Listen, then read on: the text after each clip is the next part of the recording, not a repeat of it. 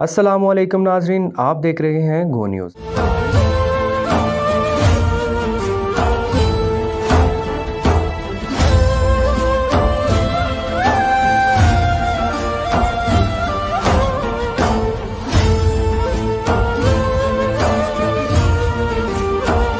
شہر ملتان نام کیسے پڑا؟ ملتان ہندو روایات کے مطابق ملتان کا پرانا نام کاشی پور تھا، جو راجہ کاشی کے نام پر بنایا گیا۔ پھر راجہ کا بیٹا پرہیلاد راجہ بنا تو اس شہر کا نام اس کے نام پر پرہیلاد پور رکھ دیا گیا، اور موجودہ نام ملتان کے متعلق کہا جاتا ہے کہ یہ یہاں مالی کے افراد کے آباد ہونے کی وجہ سے پڑا۔ ملتان پاکستان کا آبادی کے لحاظ سے 7واں بڑا شہر ہے، اور دریائے چناب کے کنارے آباد یہ شہر صوبہ پنجاب کی ثقافت اور معیشت کے حوالے سے ایک بڑا اور اہم رکن ہے، جسے ساؤتھ ایشیا کا پرانا ترین شہر ہونے کا اعزاز بھی حاصل ہے۔ اس کی تاریخ 5000 سال سے بھی زیادہ پرانی ہے، جہاں انڈس ویلی سیولائزیشن کے 3300 قبل مسیح پرانے نشان موجود ہیں۔ سنسکرت زبان میں آباد ہونے کو استحان کہتے ہیں، اور مالی قوم کے یہاں آباد ہونے پر اس شہر کو مالی استحان، جو بعد میں مالی تان اور پھر بدلتے بدلتے ملتان بن گیا۔ اسلام کی آمد سے پہلے یہ شہر سورج کے پجاریوں کا اہم شہر تھا، جہاں ان کا مشہور ٹیمپل ادیتیہ بنایا گیا تھا، اور شہر پر چڑھائی کے دوران الیگزینڈر یعنی سکندر اعظم نے اس ٹیمپل کا محاصرہ کیا،